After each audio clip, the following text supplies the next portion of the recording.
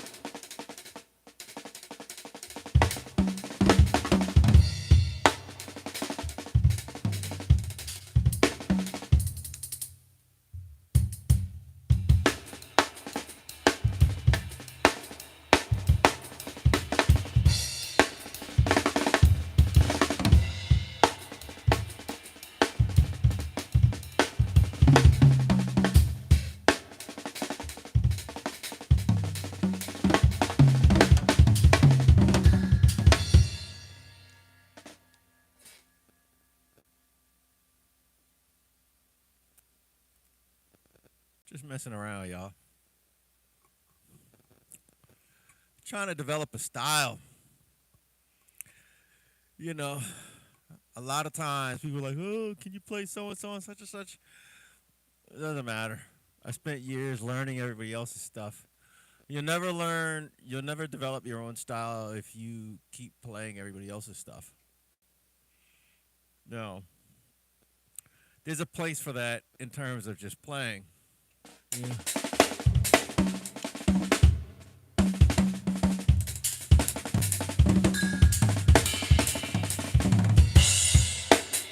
But what happens is you get caught in the trap of learning to sound like somebody else and copying everybody else's licks so much that it gets to a point where you have to unlearn all that stuff. How do you sound like had you never heard that drummer? You don't develop your own kind of style. Um, so a lot of guys are like, "Oh man, can you play such and so and so and such and such?" There's not, to be honest, there's not really much I can't play. That sounds arrogant, but it's not. You're supposed to be like that. You're supposed to be like, well, there's not really much I can't play. Matter of fact, there's nothing I can't play. You just give it time and practice and you'll figure it out. That's why I say you're supposed to think like that. It sounds arrogant. It's not arrogant. You're supposed to think that way. You know what I mean? Because the moment you say, "Oh, I can't play that," then now you put a ceiling over your ability. I never put a ceiling over my ability. Look at things as if I'm not able to play it now, just give it some time. I'll develop the skill set to play it. But like there's nothing I can't play.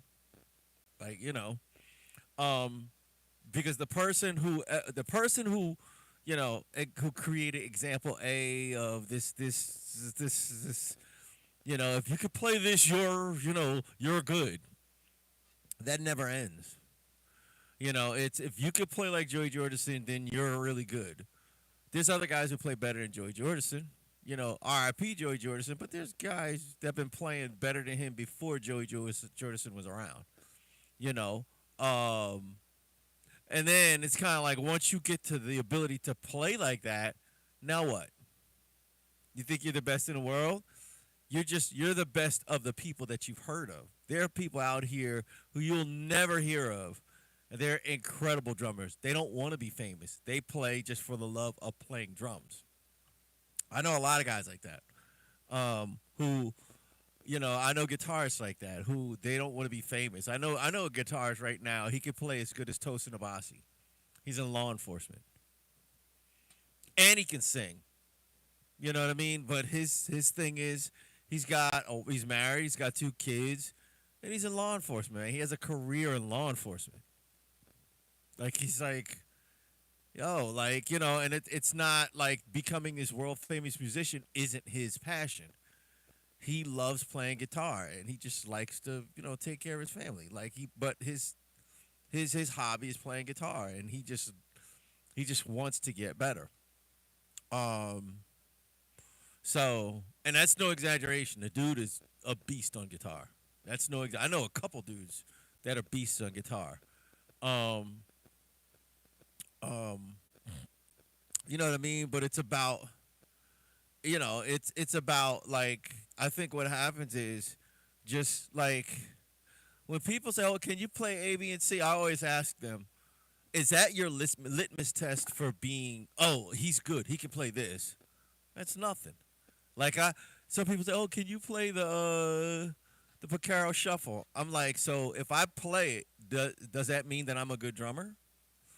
Oh, can you play YYZ? If I play it, does that mean I'm a good drummer? Can you play Ticks and Leeches? If I play it, does that mean I'm a good drummer? I can play all those songs. Can you play Song Remains the Same, like the drum solo and Song Remains the Same? If I can play it, does that mean I'm a good drummer? You know what I mean? It never ends. You got to get to a point where you have to be like, okay, I'm tired of learning everybody else's stuff. Let me develop my own vocabulary. Let me develop my own style, and let me just. That's what makes drummers. It's not how many different licks you could play or how many different like songs you could play. It's how different are you? Because nobody can be you like you. Nobody can be you like and what do you have to lose by just being yourself? What do you have to lose? You know what I mean? So I don't like the I don't I don't like to do drum covers and all of that stuff and like I just don't. I went through a phase where I was I learned every Rush album note for note from Fly By Night to like Shoots and Ladders and the bootlegs. I learned every Zeppelin album. I learned Meshuggah albums. Like it just like Slipknot. Like I learned everything that was like there, and then I just got to a point where I was like, you know what? When am I gonna start learning my stuff? And then people would say, "Man, you sound just like Joey Jordison," and it started being like, "Oh," like it stopped being a compliment and it started being an insult. Where dudes would be like, "Yeah, the next Joey Jordison." And they weren't saying that. They were saying that like, who this guy think? He's just a clone of another guy. You know what I mean? And it started becoming an insult. Oh wow, oh who's this guy? The next Neil Peart? You know what I mean? It became an insult. You know what I mean? So when you're learning that stuff, you think it's a compliment. It's an insult. You know what I mean? It's insulting. It's like they're kind of clowning you. You know what I mean? So, and when people want to hire you, they don't want to hire you because you sound like A, B, or C. They hire you because they want a unique perspective on the song. You know what I mean? So, it's just, it's that's just how it is, man. Like I could always tell how old somebody is or if they're a musician, how far they are in their journey. But can you play blah blah blah? I'm like, yeah, he's a rookie. He's a rookie. You know what I mean? Because it starts like you get to a certain place where you don't care if this guy can play fill in the blank, as long as they can play the music. If they can play music and make it their own, that's the whole point of it. Playing music and making it your own. You know. And the only thing you can really end up being is a cheap imitation of whoever the person you're imitating. And and really I'm at the point now where I'm trying to unlearn all of the stuff that I learned from other drummers. I'm trying to unlearn that stuff.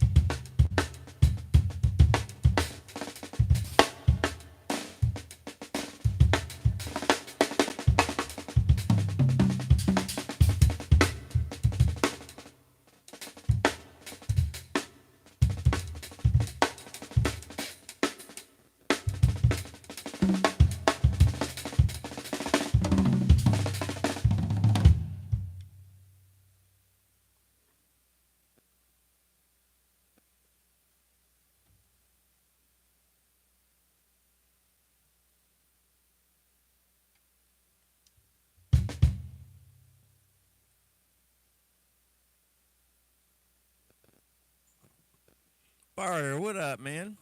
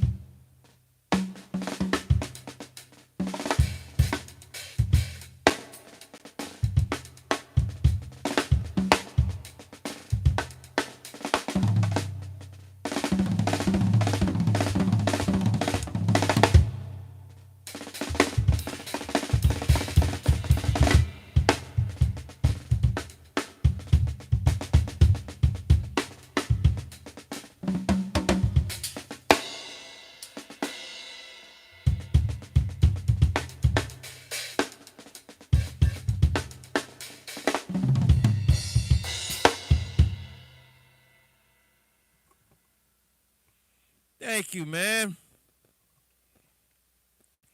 Thank you. Thank you. Thank you. Thank you. Thank you. Thank you. Thank you. Um, just practicing, dude. That's just like I said, just practicing, man. Trying to develop my own style.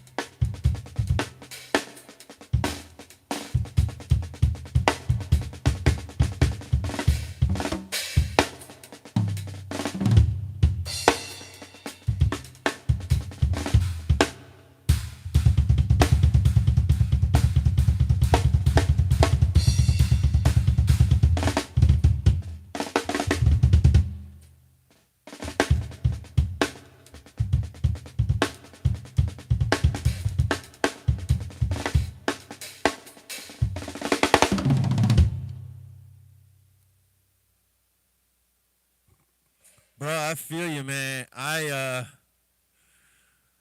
had a gig. I had two yesterday, and then I played today.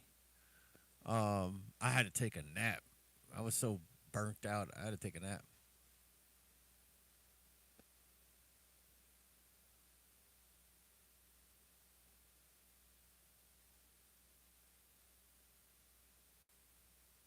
It depends, man.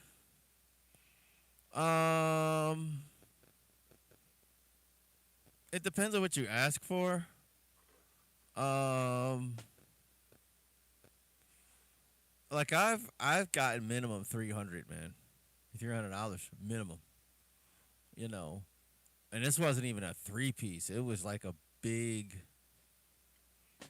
It was like guitar, bass, drums, keys, and two singers, and that's like I would get from $300 to $500, and that's just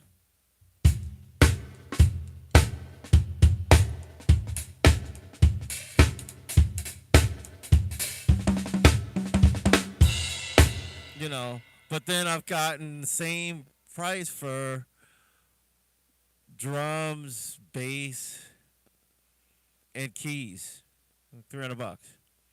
You know, like a kind of like a I guess you could call it a piano trio, but it was just bass, guitar, and keys. I get like $300. You know, um, so it depends on the caliber of guys you're playing with, and this was years ago, man. Like right now, I could easily get a minimum $500 a gig. You know, yeah. So five to $600 a gig. Um, so like now it's like $500 a gig. You know, 550 between 550 and $600. Well, between 500 and $600. Um, but it depends on it. The thing is, man, you ask for money based on how you play. If you know that you play at a certain level, then you don't take rink. You got to be willing to turn down rinky dink gigs, man. You got to be willing, you know, because you get you. The thing about it is, bro, in music and entertainment, arts and entertainment, you don't get what you're worth. You get what you ask for. You know, you get what you ask for, and you have to be okay with. Okay, hold on. Okay, good. Hold on.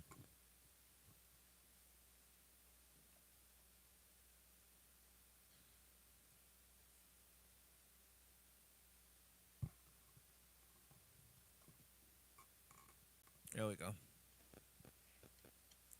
You get what you ask for. You know,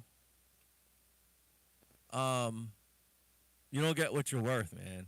You got to be willing to ask for more. Like there's certain gigs. Like if you're telling me $100, that's that's gas money. That's gas money and like a cheeseburger meal at like McDonald's. Like that's $100 is like like I can't do it, and you got to respectfully decline, and you got to stick to your guns, man. You know, I like now I do favors for people that I know. Like I played at a funeral, but the guy I know, he's like my friend. He's literally my friend. His wife knows my wife. His kids know my kids. Like we're friends. His mother died, so that was different. Um, but but if it's like a regular hit, that's what they call them. If it's like a regular hit at like at a bar or a club, I don't do anything. I'll go minimum $400 minimum. I don't do anything lower than $400. You know what I mean? I need my money. You know, and you gotta be comfortable in your playing, and you gotta be comfortable in your ability to be able to demand it, to or not demand but command it,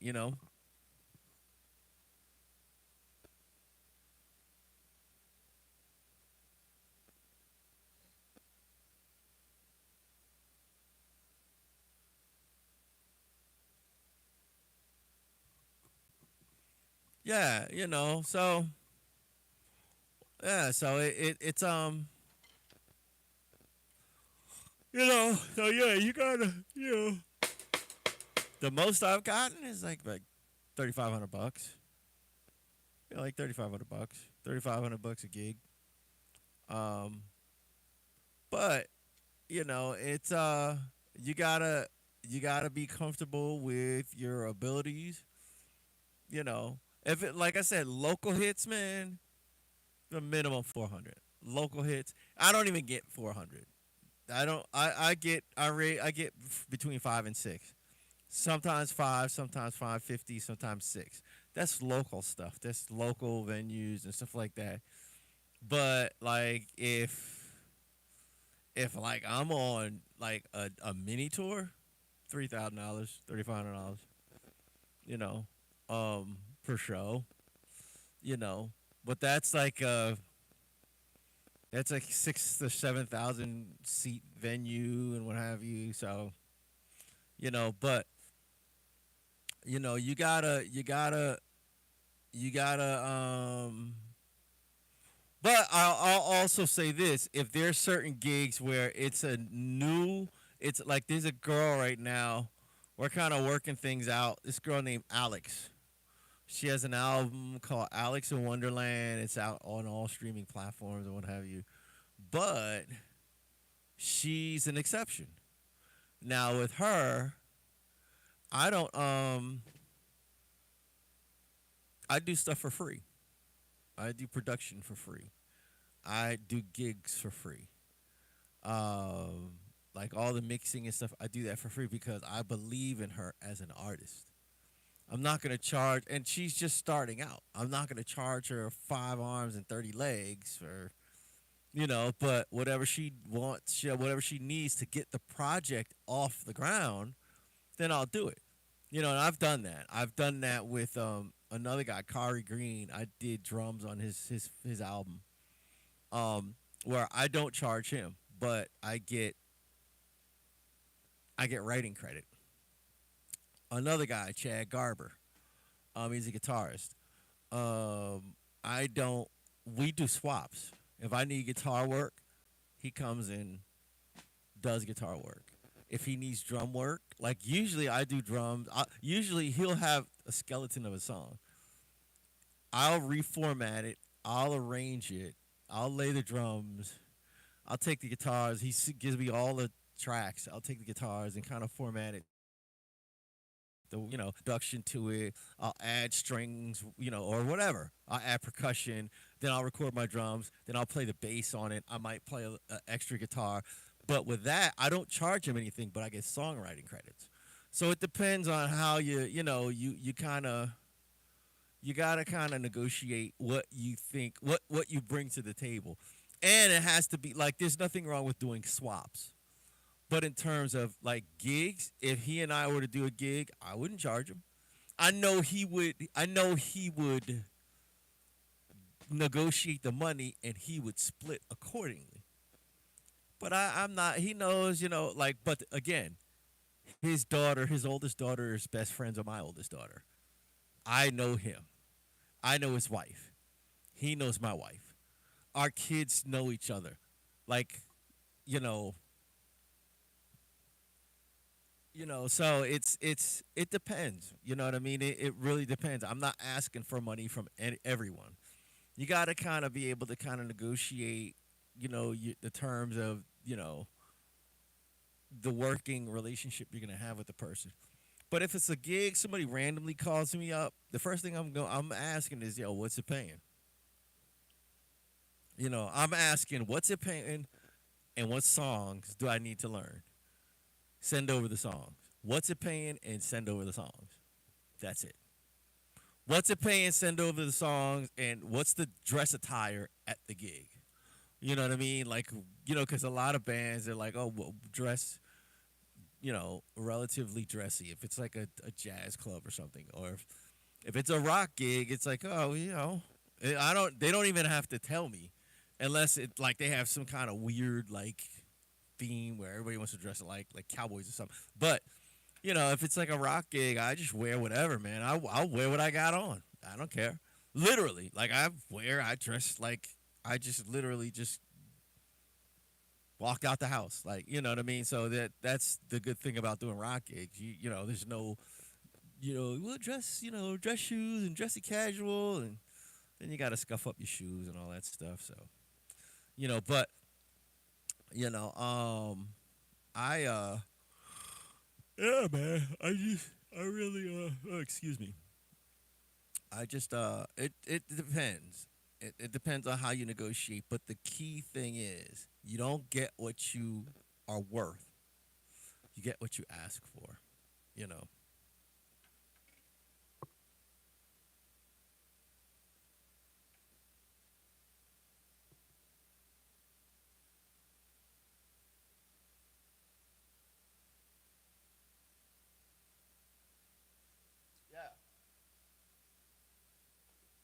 Yeah. You said you're getting gigs for 40 or 50 bucks. You guys are kind of like in the beginning stages. So you got to kind of take some L's. You got to. That's a given. Um, it's a given. You know, like a situation like that, I wouldn't really expect much. Now, that doesn't mean I wouldn't do other gigs. I would do other gigs, but that would be my main gig. If that's your band, cuz I've been in situations where I was in a band. I was matter of fact, we were all a bunch of basically hired guns. We were all studio hired guns. We all did studio work. We just decided to form a band. We were when I say hired guns, where dudes would hire us to play. Like, okay, well, I need a good drummer. Okay, well, Mark can play drums. He's a great drummer. He's reliable. He can read. All of that stuff. Oh, okay, cool. And I get a random call. Okay, well, it's a recording gig. Boom. And all these guys were the same. The percussionist, the bass player, like the guy who did the vocals. He wrote lyrics for rappers, a lot of famous ones. He's a ghostwriter. Um, and like, you know, I don't want to put them names out there, but he wrote for people you probably heard of, and you're like, oh man, I thought he wrote them. No, my boy Trav wrote them. But we just decided, man, we wanted our own thing, so that was our main gig. But we had side hustle gigs that we played for other people. But that was our main gig. And in that gig, we really didn't expect much because we weren't really known. So if we got like 40, 50, 60, even 100 bucks a gig, it's like, whatever. It's more promo you know, um, than actual, this is an established project and I'm doing shows. It was more, we were doing like promo, you know. Right now, you're in the promo stage of your band. So you can't really ask for much.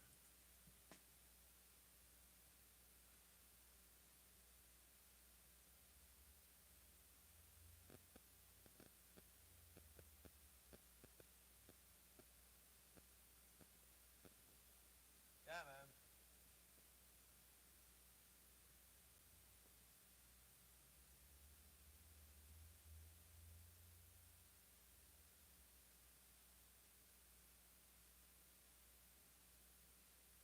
Yeah, yeah, man. Yeah. Um, Dude, I'll say that, man. I remember, bro. I don't know, man. I was in multiple bands, and it was a situation where when I remember I was in three bands. I was in one band, the original band. It was cool. It was a trio. Um, Bass, drums, and guitar, and the guitarist sang, and we were like a kind of like a metal trio. And then I joined another band where that was more of a funky jazz funk kind of quartet. Um, Bass, drum, guitars, and keys. It was more jazz funk. And then I joined another band based on the metal joint. I joined another guy. We were going to actually hire another guitarist, but the guitarist had plans of his own. He saw me play and he's like, hey, man, I got a band over here. So then he was throwing salt in the game trying to get me to get out of their band You know what I mean? He was looking back. He was a great guitarist, and I learned a lot from him. But he was very manipulative. You know, he would talk trash about the other band, the original band I was in. And the thing about it is, the original band I was in, they were my friends. So I was just kind of like, huh? Like, he just kind of talk trash and just be like, oh, he's cool. He would just kind of write them all. Oh, he's cool. He be in my band. And you know what I mean? And for me, I was like, I'm just playing gigs, bro. You know, and then like I would never like join in. Yeah, man, I don't want to be with them and blah blah blah blah blah. But he would just like be, why are you playing with them? And I'd be like, they're my friends. That's why. You know, and I think I had such pure intentions in terms of like I don't really like now. If he did that now, I'd be like, bro, get out of my face. I don't want anything to do with you because if you're talking like that about them, what are you saying behind my back? But back then, I was kind of young and naive, and I was just into music. I wasn't into all the politics and everything. I just wanted to play music. I was really young. I was like 16 or 17 at the time. Um, and I was the other band that was a jazz funk joint. I was about 16, and we were playing in bars and clubs, and those guys were in their mid to late 30s. No, mid to late 20s. They were like between, I think the youngest out of those three, there was one that was 32, one that was 28, and one that was 25. And I was like 16. You know, so I was, in high school doing it. But the other three guys, the rock band, they were my buddies. That they would come to my house. My house was the practice house. Plus, I rode BMX. I had a half pipe in my backyard. I had a quarter pipe. I had a half pipe. It was like a 20-foot long. It was about 25 feet long, maybe longer. Wait. It was about 25 feet long. It was about 10 feet wide and 8 feet high and had a deck. And then I had another area that was a quarter pipe with kick ramps. I grew up in a really, really big house, and our yard was like really big, really big. Um, so it basically was a BMX heaven, BMX haven. Guys would like dudes who skated, they would ride my half pipe. So, but we would have riding sessions, and we would go in my my basement was set up like a rehearsal studio. Um, and it had like a recording it had like a control room with a mixer, and you had all the instruments set up, drums, bass, guitar. People would leave their stuff over there. It was cool. But we would we'd have a riding session, and we'd go down in my basement. It had an outdoor entrance. We'd go down in my basement, just hang out and just play. And the bass player, he and I were part of a riding team. Um, and then I met the guitarist from the bass player.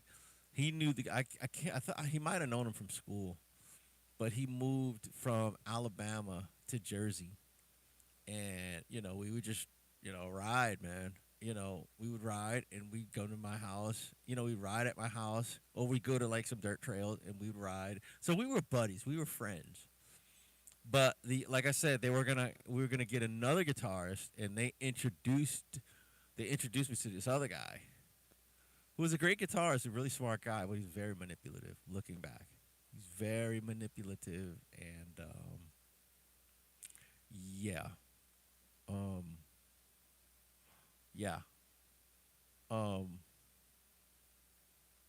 So I just I don't know, I don't know.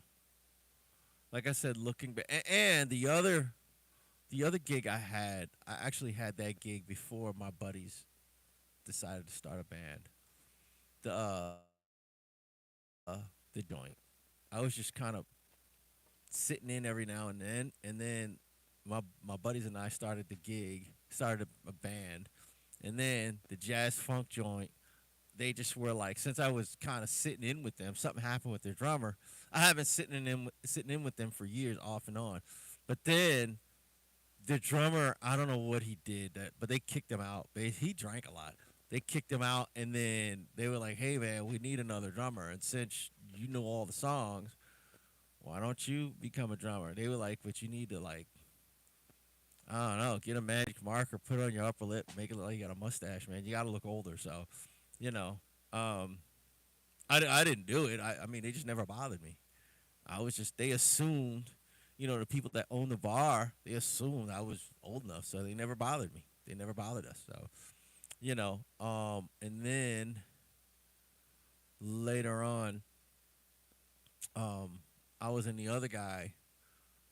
I almost said his name. I was in the other guy's band, and he had some connections, but he was like, you know, he was very manipulative, and I just was like, you know, I don't know. I look back now, I'm like, yeah, you can't trust him, you know. So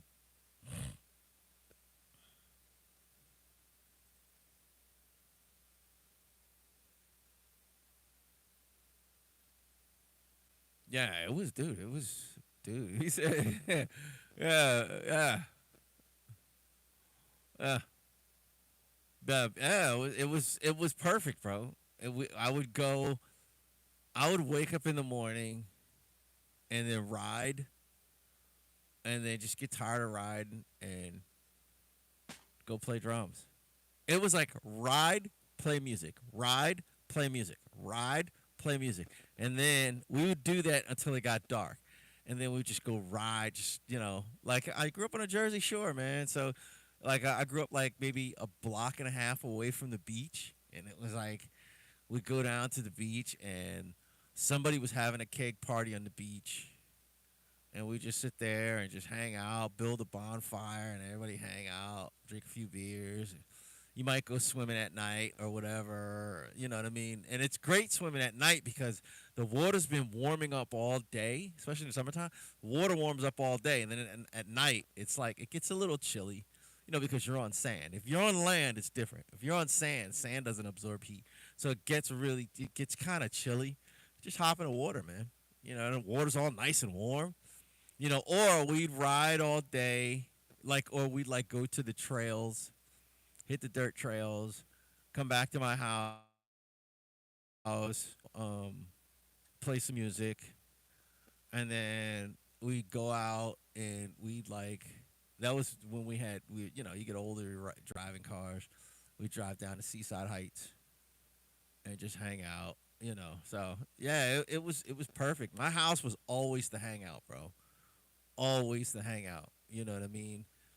Um, Always the biggest parties, like live bands. You know what I mean? Like my house was always the hangout. That's a matter of fact. A lot of my friends now, that's that like from back in those times, that's where they know me from. They know me from. Oh, you're Mark, the party house dude. So yeah, we had a big house, bro. It had 9 bedrooms, 4 bathrooms, 3 floors. It was a really big house. Well, let me get out of here. It's 10 o'clock. It's 10:04.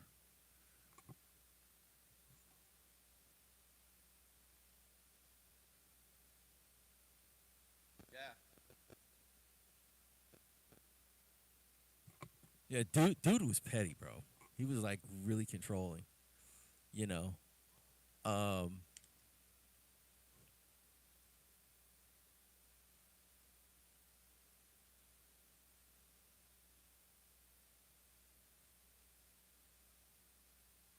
Yeah. He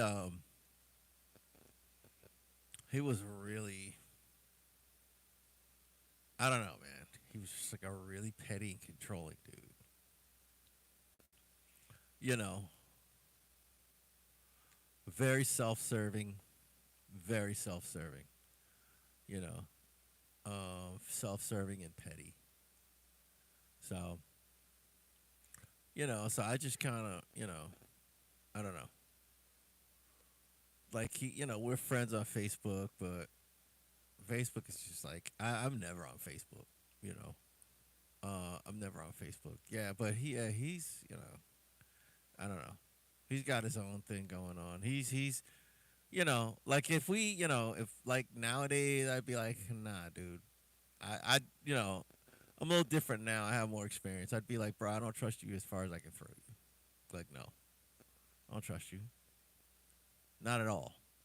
So he is not to be trusted. You know.